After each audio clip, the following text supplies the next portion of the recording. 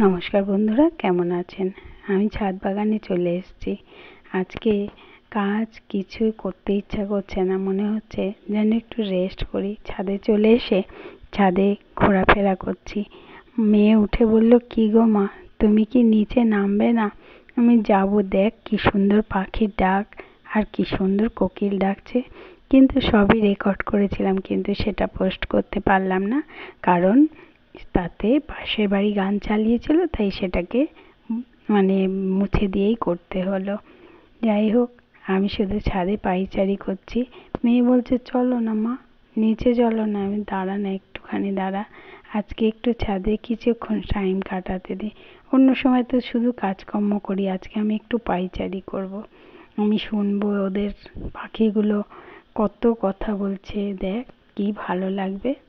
মেয়েও একটু বসে পড়লো, আর আমি তো হাসছি ওদের পাখিদের ডাক, কোকিলের ডাক শুনে। আজ সময় বড্ড কম, এই পর্যন্ত, টাটা।